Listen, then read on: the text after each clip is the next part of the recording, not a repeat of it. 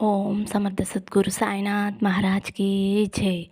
ఓం సాయిరామ్. మన బాబా కుటుంబ సభ్యులందరికీ నమస్తే అండి. హాయ్ ఫ్రెండ్స్, మీ అందరిపైన షిరిడి సాయినాథుని ఆశీస్సులు ఉండాలని, మీరు ఎప్పుడూ క్షేమంగా సంతోషంగా ఆరోగ్యంగా ఉండాలని మనస్ఫూర్తిగా బాబా గారిని కోరుకుంటున్నానండి. ఫ్రెండ్స్, మీకు ఎటువంటి సమస్యలు ఉన్నా, ఎటువంటి కష్టాలు ఉన్నా ఒక్కసారి గురువుగారిని కాంటాక్ట్ అవ్వండి. శ్రీ రాఘవేంద్ర జ్యోతిష్యాలయం, శ్రీ పండిత్ రామరాజు గురూజీ గారు. ఫోన్ నెంబర్ వచ్చేసి 9885371444. మీ సమస్య ఏదైనా సరే ఆ సమస్యకు తగిన పూజలు చేసి గురువుగారు 24 గంటల్లో పరిష్కారం చూపిస్తారండి. ఈ గురువుగారికి చూపించుకున్న వారికి ఎంతో మందికి మంచి జరిగింది ఫ్రెండ్స్. జ్యోతిష్యం చెప్పడానికి రూ. 211 ఫోన్పే చేయాలండి. నమ్మకంతో కాల్ చేసి మీ సమస్యలు పరిష్కరించుకుని ఆనందంగా సంతోషంగా ఉండండి. ఇంక ఈరోజు వీడియోలోకి వెళ్ళిపోదాము. మన బాబాగారి సందేశం అండి. మన బాబాగారు ఏమంటున్నారంటే, తల్లి, నా నేత్రాలను చూస్తూ ఏడుకొండల వెంకన్న బాబుని తాకు. నీ బంధంలో ఖచ్చితంగా మార్పు తీసుకువస్తాను. నువ్వు ఎంతగానో సంతోషంగా ఉంటావు అని అయితే మన బాబాగారు మనందరి కోసం చాలా అంటే చాలా చక్కటి సందేశం తీసుకువచ్చారండి. మరి మన బాబాగారు ఇలా ఎందుకు చెబుతున్నారో ఆయన మాటల్లోనే తెలుసుకుందాము. చిన్న రిక్వెస్ట్ ఫ్రెండ్స్, మన వీడియోస్కి అయితే ఒక చిన్న లైక్ ఇవ్వండి. ఫస్ట్ టైం చూసేవారైతే మన బాబా భక్తి ఛానల్ తప్పకుండా సబ్స్క్రైబ్ చేసుకోండి ఫ్రెండ్స్. మీరైతే బాబాగారిని స్మరిస్తూ ఏడుకొండల స్వామిని తాకండి. ఇంకా మన బాబాగారు ఏం చెప్పబోతున్నారో ఆయన మాటల్లోనే తెలుసుకోండి ఫ్రెండ్స్. తల్లి, నా ఆశీస్సులతో పాటు ఆ ఏడుకొండల స్వామి ఆశీస్సులు కూడా నీకు తోడయ్యాయమ్మా. నీకు అంతా మంచే జరుగుతుంది. ఎందుకు నీకు ఇలా చెబుతున్నానో ఒక్కసారి అర్థం చేసుకో అమ్మా. తల్లి, ఎప్పుడూ కూడా ఎన్నో కష్టాలను అనుభవిస్తూ ఉన్నావు కదా. ఎంతో ఆశగా నా కళ్ళల్లోకి చూస్తూ ఆ ఏడుకొండల స్వామిని తాకావు కదమ్మా. ఆ ఏడుకొండల స్వామిని తాకే సమయంలో నీ మనసులో ఒక చిన్న అనుమానమైతే మొదలైందమ్మా. అదేమిటో చెబుతాను, జాగ్రత్తగా విను తల్లి. బాబా, నేను ఎన్నో సందేశాలను వింటున్నాను. మీరు ఎన్నో చెబుతున్నారు. కానీ కష్టాలను నేను స్వయంగా అనుభవిస్తున్నాను బాబా. మనసుకి చాలా కష్టంగా ఉంది. ఎవరితో చెప్పుకోవాలో కూడా నాకు తెలియటం లేదు తండ్రి. కదిలిస్తే నా జీవితంలో కన్నీరు తప్ప మరేమీ లేదు బాబా. నాకు పెద్ద ఆశలు కోరికలు ఏమీ లేవు తండ్రి. కానీ నాకు ఒకే ఒక్క చిన్న కోరిక బాబా. అదేమిటి అంటే, నా కుటుంబంతో కలిసి నేను సంతోషంగా ఉండాలి. నా భర్త నన్ను ప్రేమగా చూసుకోవాలి, నన్ను అర్థం చేసుకోవాలి. నా పిల్లలు నేను చెప్పినట్లుగా ఉండాలి తండ్రి. మా కుటుంబంలోని అందరికీ ఆరోగ్యాన్ని ప్రసాదించు బాబా. చేసే పనిలో కొంచెం అదృష్టాన్ని ఇవ్వండి తండ్రి. మనశ్శాంతిని, సంతోషాన్ని ఇవ్వండి బాబా అని అడుగుతున్నావు కదమ్మా. బిడ్డ, నీ ఆవేదన అంతా కూడా నీ బాబా తండ్రి ఆలకించడం లేదు అని అనుకుంటున్నావా? తల్లి, కొన్ని కర్మానుసారంగా జరిగేవి అయితే కొన్ని స్వయంకృతంగా తెచ్చుకున్నవి అవుతాయి తల్లి. నువ్వు స్వయంగా తెచ్చుకున్నవి ఏమీ లేకపోయినా కర్మానుసారంగా అనుభవిస్తున్న కష్టాలే తల్లి ఇవి. కనుక కొంతకాలం నుంచి ఈ కష్టాలు అన్నిటినీ కూడా అనుభవించావు. ఇక దేనికైనా సరే ఒక ముగింపు అనేది ఏర్పడుతుంది కదా.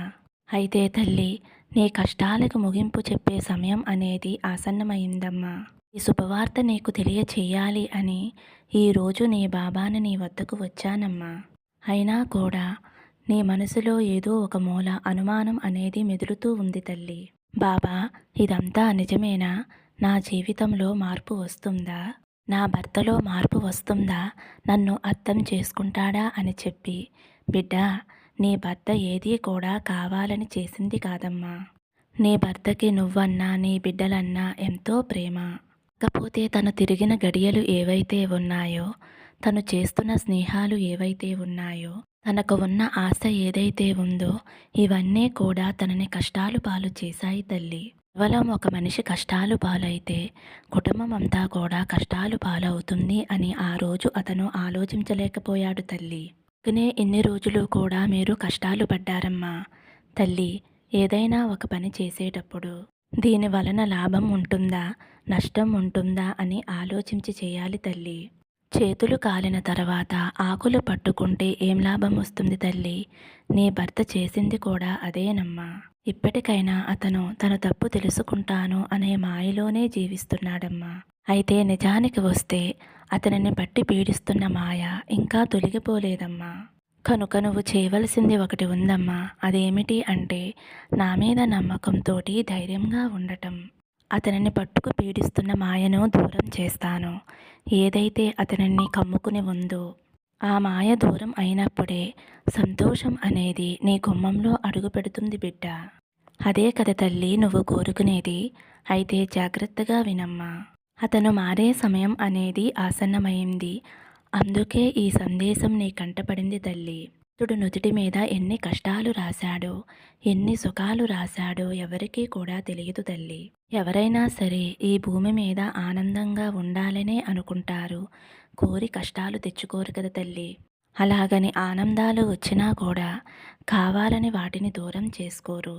కనుక నీ యొక్క ఆనందం ఇప్పుడు ఎలా మొదలవుతుంది అంటే కేవలం ప్రతిక్రియ అనేది నీ చేతుల మీదే ఆధారపడి ఉందమ్మా. కానీ నీ మనసులో ఎలా అనుకుంటున్నావు?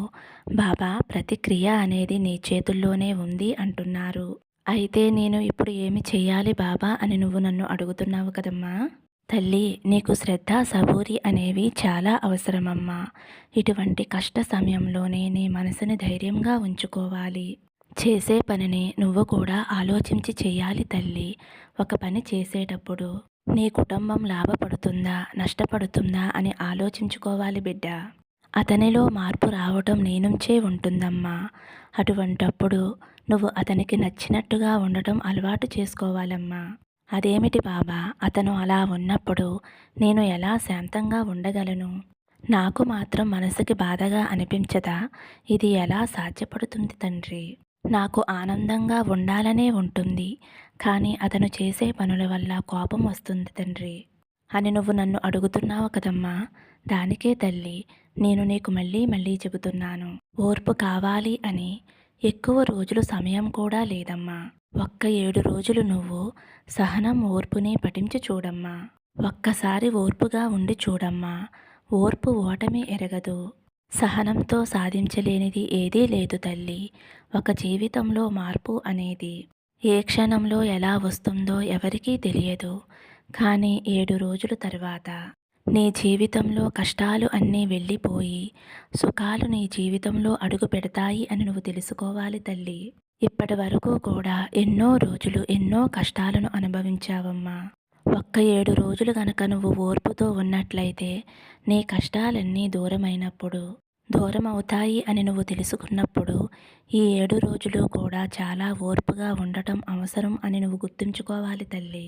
వీటన్నిటిలో కూడా నీకున్న సంతోషం ఏమిటి అంటే అది నీ బిడ్డలేనమ్మా. నీ బిడ్డలు నువ్వు చెప్పినట్లుగా వింటారు. వారి పనులు వారు సక్రమంగా చేసుకుంటారు తల్లి. ఏది చెడు ఏది మంచో ఇప్పటికే వారికి పూర్తిగా అర్థమైపోయింది. ఊరు ఒకే బాటలో నడుస్తున్నప్పుడు ఒక మనిషిని మీ బాటలోకి తెచ్చుకోవటం పెద్ద కష్టమేమీ కాదు తల్లి. నీ తెలివితేటల మీదే ఆధారపడి ఉంటుంది అని నువ్వు గుర్తుంచుకోవాలమ్మా. బిడ్డ, మార్పు అనేది మొదలైన తర్వాత ఇక నీ జీవితం ఏదైతే ఉందో అంతా కూడా నువ్వు ఊహించిన దానికంటే చాలా అద్భుతంగా ఉంటుందమ్మా. చాలా సంతోషకరంగా ఉంటుంది తల్లి. ఈ కష్ట సమయంలో నువ్వు గుర్తుంచుకోవలసిన మరొక విషయం ఏమిటి అంటే నువ్వు పడుతున్న కష్టం గురించి, ఇంట్లోని వారి విషయాల గురించి నువ్వు ఎవరితోనూ చెప్పుకోవలసిన అవసరం లేదు తల్లి. ఎందుకంటే అందరూ కూడా విన్నట్లుగానే ఉండి నిన్ను తరువాత చులకనగా చూసే అవకాశం ఉంది తల్లి. ఏదైనా కానీ నీ తండ్రినైన నీ బాబాని నేను ఉన్నాను కదమ్మా. అన్నీ కూడా నాతో చెప్పుకో. ప్రతిదానిపైన నమ్మకం ఉంచు తల్లి. ఆ నమ్మకమే నిన్ను నిలబడుతుంది అని గుర్తుంచుకో అమ్మా. నా బిడ్డ ఎవరిలోనూ కూడా నవ్వులు పాలు కాకూడదు. ఎవ్వరిలోనూ అలుసు అవ్వకూడదమ్మా. బిడ్డ, నువ్వంటే గిట్టని వారు నీ యొక్క మంచితనాన్ని ఎన్నటికీ కూడా గుర్తించలేరు అనే విషయాన్ని నువ్వు గుర్తుంచుకోవాలమ్మా. వారితో నువ్వు అంత మంచిగా ఉండవలసిన అవసరం లేదు. ఎందుకంటే నువ్వు అంత మంచిగా ఉన్నా కానీ నీలో చెడుని వెతుకుతూ ఉంటారు.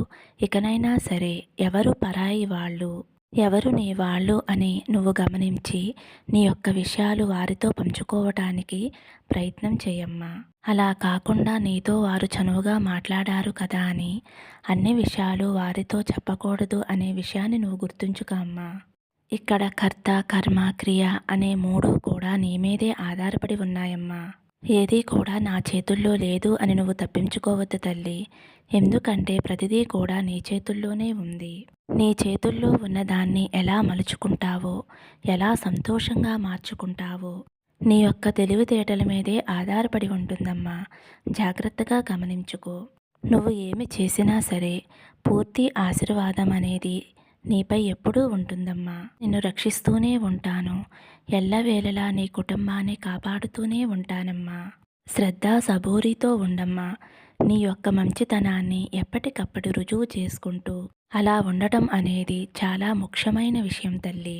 అది నీ బిడ్డల భవిష్యత్తుకి బంగారు బాట వేస్తుంది అని గుర్తుంచుకో తల్లి. నీకు అంతా శుభమే జరుగుతుందమ్మా. 7 రోజులలో నీ కష్టాలన్నీ దూరమైపోయి నీకు మంచి రోజులు అనేవి మొదలవుతాయి తల్లి. కనుక ఇకనైనా సంతోషంగా ఉండు. ఆనందంగా రోజులు గడుపు. సంతోషంగా ఉండటానికి ప్రయత్నించు తల్లి. దేని గురించి కూడా ఆలోచించవద్దు. అంతా సంతోషకరంగా ఉంటుంది అని ఆలోచించు. ఆ ఆలోచన ఊహే నీకు సంతోషమై తిరిగి వస్తుందమ్మా. ఆ ఆశీస్సులు ఎప్పుడూ కూడా నీపై, నీ కుటుంబంపై, నీ బిడ్డలపై ఉంటాయి అని గుర్తుంచుకో తల్లి. మరి నీ బాబా ఉండగా భయము దిగులు ఎందుకమ్మా? సర్వే జనా సుఖినో భవంతు. సమస్తం సద్గురు సాయినాథార్పణమస్తు. శుభం భవతు. జై సాయిరామ్.